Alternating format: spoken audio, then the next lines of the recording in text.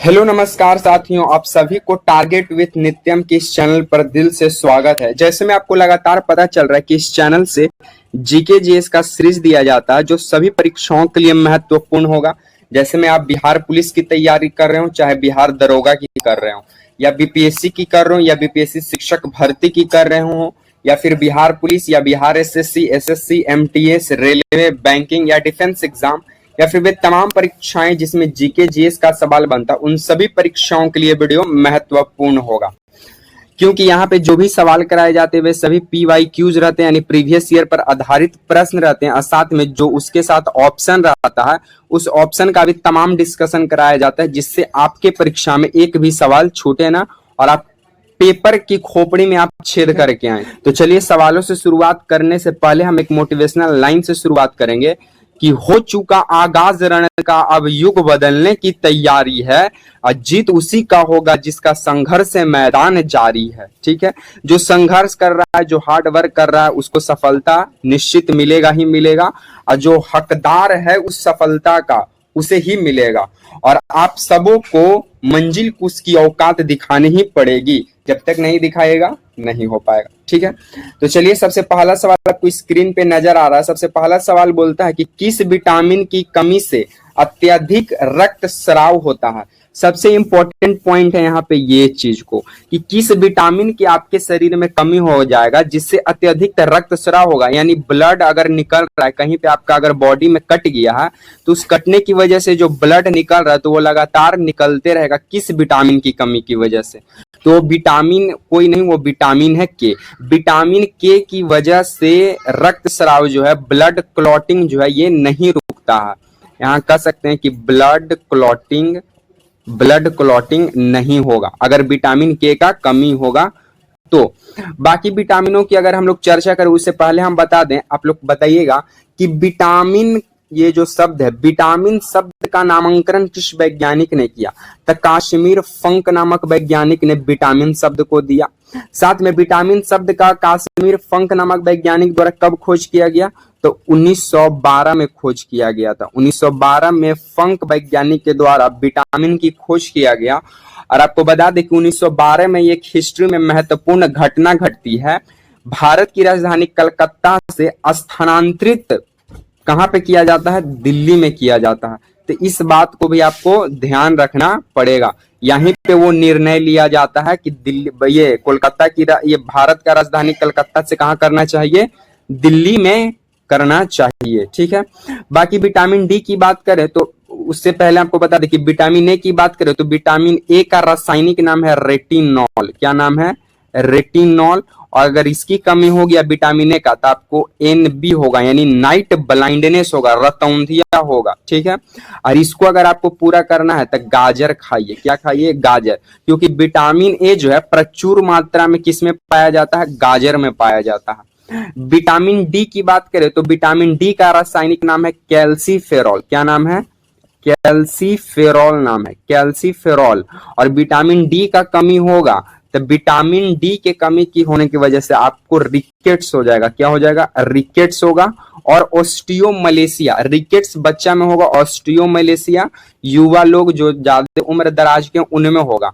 Osteomalacia का कहने का मतलब, ऑस्टियो का मतलब हड्डी, मलेशिया मतलब मुलायम, हड्डियों का मुलायम पड़ना या हड्डियों का नरम पड़ जाना ही क्या कहलाता है?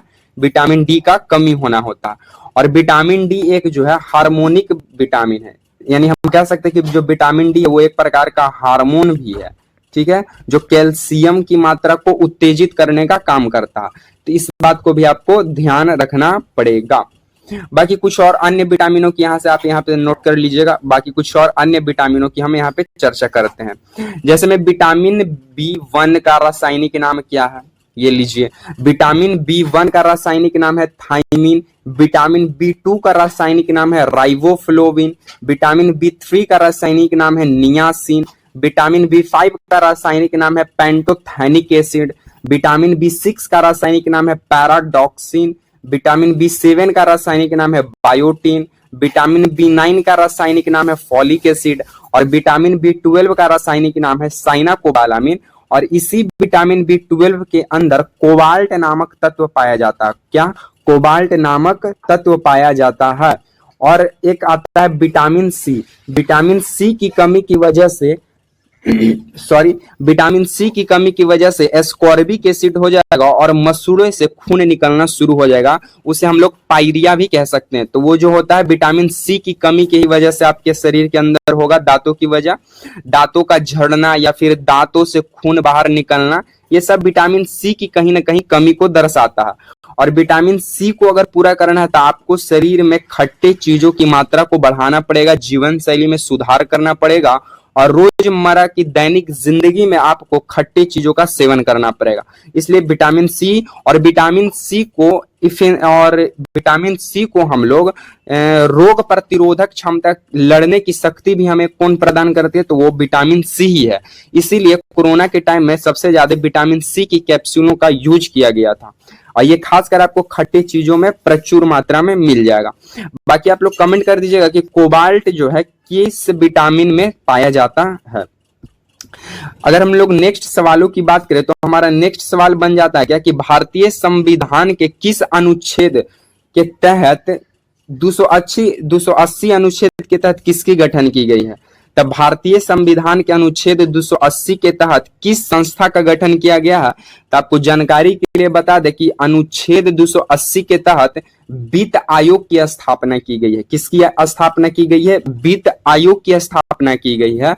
और वर्तमान जो 16वें सत्र के वित्त आयोग के जो अध्यक्ष हैं वो अरविंद पनगड़िया हैं। कौन है?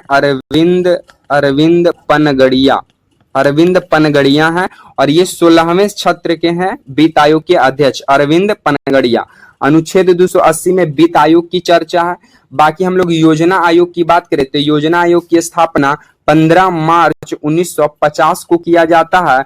फिर योजना आयोग का नाम बताकर नीति आयोग कब रखा जाता है, इस चीज का जानकारी आप लोग कमेंट बॉक्स में कमेंट कर दीजिएगा कि योजना आयोग का नाम बदलकर नीति आयोग कब रख दिया गया। बाकी वित्त आयोग से संबंधित कुछ बातों की चर्चा करें तो आप यहाँ पे गौर फरमाइएगा। अनुच्छेद 280 के तहत वित्त आयोग की स्थापना किया गया है। वित्त आयोग की जो स्थापना किया जाता है वो 5 वर्षों के लिए किया जाता है और करने का काम हमारे उस समय के माननीय महोदय राष्ट्रपति किया करते हैं। और वर्तमान में भारत के राष्ट्रपति श्रीमती द्रौपदी मुर्मू है, जो कि भारत के एकमात्र आदिवासी महिला, प्रथम आदिवासी महिला कोई भारत के अंदर राष्ट्रपति बनी है तो वो है द्रौपदी मुर्मू है। साथ में जो वित्त आयोग की जो स्थापना करते हैं 5 वर्षों के लिए वो राष्ट्रपति ही करते हैं, ठीक है।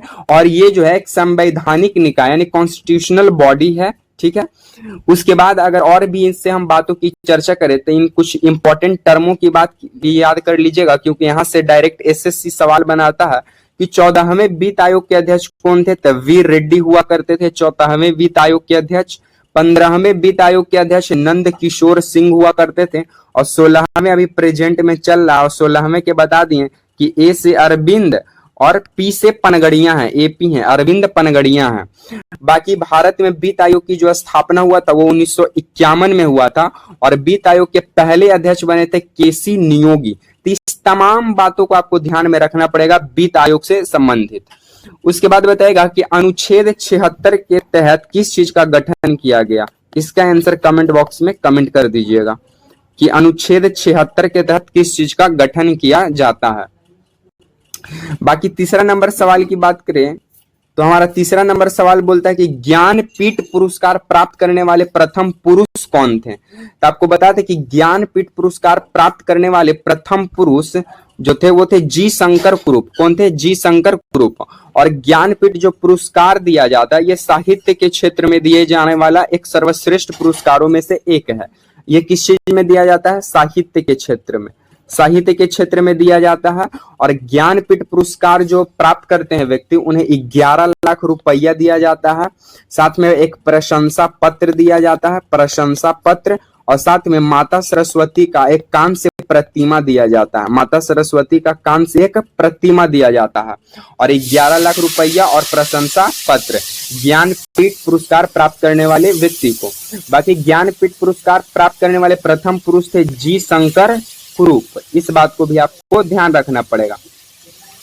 बाकी कुछ महत्वपूर्ण बातों की बात करें तो आप एक बात याद रखिएगा कि जो जी शंकर कुरूप को मिला था वो मलयालम भाषा के क्षेत्र में दिया गया और जो ज्ञानपीठ पुरस्कार है इसकी शुरुआत 1961 से मानी जाती है और जी शंकर कुरूप को दिया गया था 1965 में। इस बात को भी आप याद रखिएगा।